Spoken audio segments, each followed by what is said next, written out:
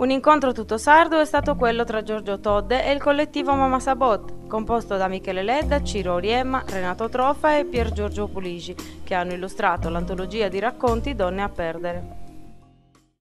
Donne che non agiscono, donne che subiscono, come potrebbe essere il titolo di questo evento.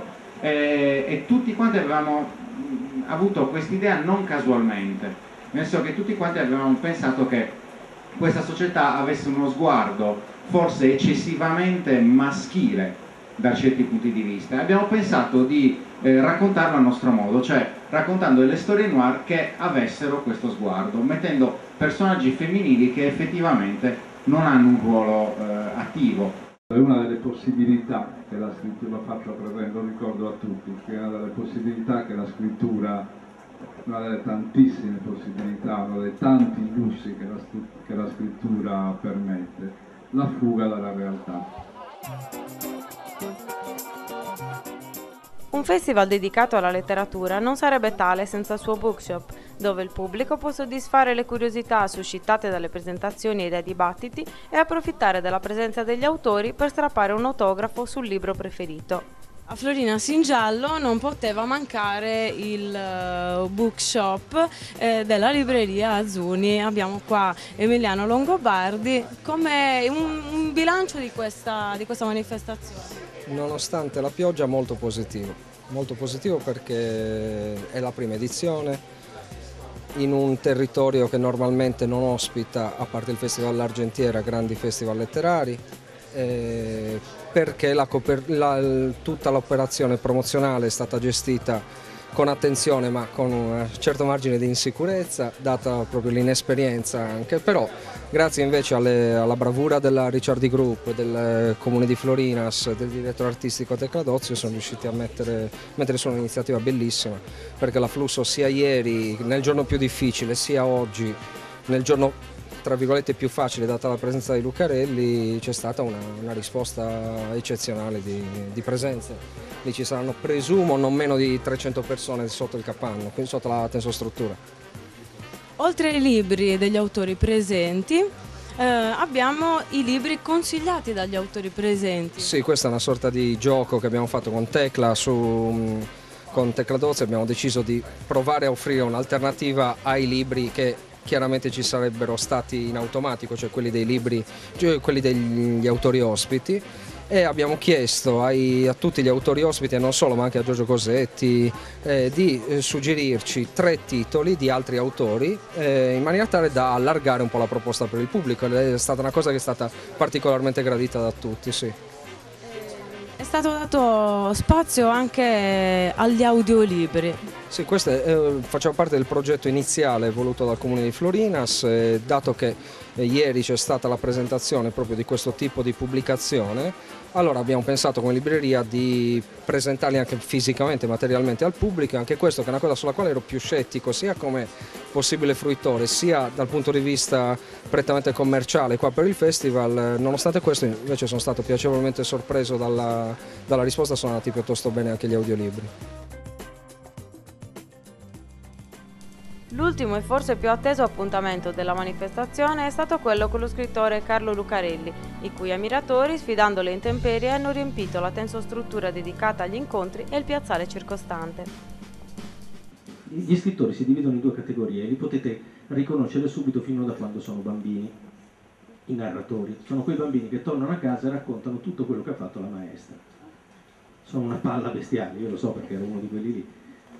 Torni a casa e dici oggi la maestra ha fatto piripi, e i genitori, che lo sanno, insomma, dopo un po', cosa vuoi che abbia fatto la maestra ai 10 anni, tranne alcuni casi speciali che finiscono sul giornale, ma per il resto niente. T'ha interrogato, sei andato, non sapevi la poesia, Gigino, il compagno di scuola, stava vomitato, queste cosine qua. Questi sono i narratori, possono diventare scrittori, possono diventare gente di cinema, gente di televisione, fumettisti, quello che volete, anche narratori da bar, che qua in Sardegna, come nella terra in cui sto io, che è la Romagna, che ha molte cose in comune, ci sono quelli che si arrivano, si appoggiano al bancone, iniziano a raccontare un fatto e tutti lì perché è bello quello che raccontano. Poi ci sono alcuni di questi bambini che quando tornano a casa da scuola si accorgono che i genitori non li considerano più ovviamente, e che hanno quella tecnica tipica dei genitori di dire ah sì e poi di parlare tra loro e ogni tanto fare ah sì e io ero quel bambino lì. Allora noi siamo bambini che a un certo punto questa cosa non ci funziona, torniamo a casa da scuola e diciamo non immaginerete mai cosa ha fatto oggi la maestra, e i genitori dicono cosa? E tu occhi fuori dalla testa. Se sei un grande narratore di noir ti versi un bicchiere d'acqua con una lentezza esasperante, e lo puoi fare, sei a tavola, e quando i genitori fanno cosa? Piripì, uguale, capito? Però allora io sono quel tipo di narratore lì, quindi è lì che vado a cercare le cose che racconto, anche se racconto di storia, la storia che voglio raccontare io parte con c'è un uomo, c'è una porta chiusa, c'è un mistero, eccetera, eccetera. Carlo Lucarelli, uno degli ospiti più attesi, che ha un collegamento fortissimo con la televisione, perché l'ha fatta, perché i suoi libri sono stati tradotti in televisione, perché è un grande divulgatore, o tramite, come lui si è definito. Grazie, sì, mi capita di avere a che fare anche con la televisione, anche se naturalmente io sono uno scrittore, quindi porto quello che faccio con la scrittura e con i miei libri nella televisione facendo una cosa molto limitata che è Blue Note, insomma solo quel programma lì, quindi sono un televisivo fino a un certo punto.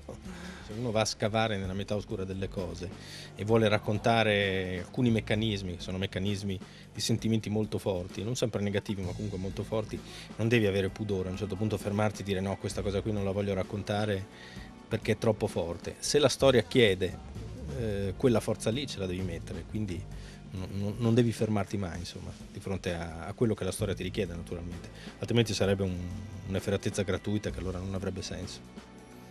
La letteratura gialla è portata in Sardegna a novembre in un festival in un piccolo paese, è un rischio, è importante continuare a farlo. No, è importante continuare a farlo, naturalmente, è importante continuare a queste cose a fare, visto il successo che ha avuto poi questa rassegna, allora diventa un dovere continuare a farlo, naturalmente. Quando la gente ha voglia di sentirsi raccontare delle cose, di riflettere sulla letteratura, gialla o meno, insomma di fare cultura, beh, allora il territorio quello che deve fare è dare proprio una risposta a questa esigenza.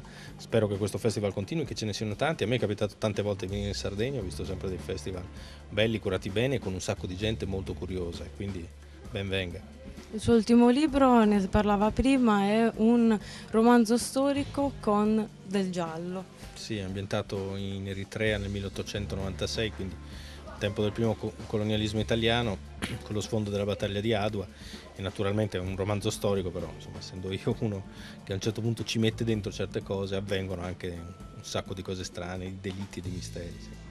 Ultima battuta, stamattina si è parlato di scrittura per il cinema e per la televisione, e si parlava delle sceneggiature che in Italia sembra che debbano essere rese popolari.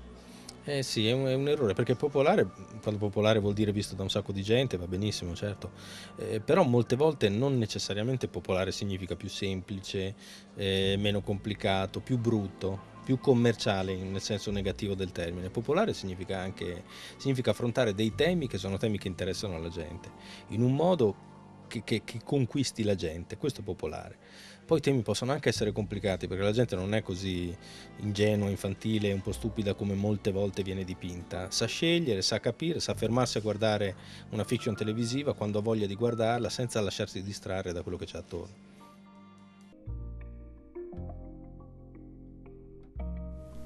Soddisfatte e forse superate le aspettative di tutti i soggetti coinvolti nell'organizzazione del festival, in particolare il sindaco di Florinas, Giovanna Sanna, e il direttore artistico Tecla Dozio pensano già alla seconda edizione.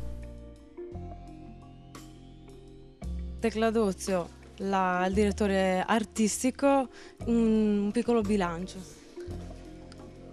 Difficile così a caldo, direi che ha superato qualsiasi previsione, ma proprio ma di tanto, c'è tantissima gente, e ieri mattina all'inizio c'erano i ragazzini, da ieri sera e questa sera con la pioggia, io mi sono anche divertita, è questo il discorso, uno dice hai fatto tante cose, no, io mi sono divertita, io mi incanto ad ascoltare le persone nonostante le conosca da anni. Organizzare un festival di letteratura gialla a Florinas, un piccolo paese della Sardegna, a novembre, una grande sfida. Sì, si può vedere così, come una grande sfida, però per l'ennesima volta se proponi un prodotto di qualità, di qualità, la gente risponde. E poi, come ho detto anche in altre occasioni, perché non a Florinas? Perché non deve servire per Florinas. Infatti non credo che Florinas abbia tanti abitanti come la gente che c'era questa sera, per cui vuol dire che si sono mossi anche da altre parti.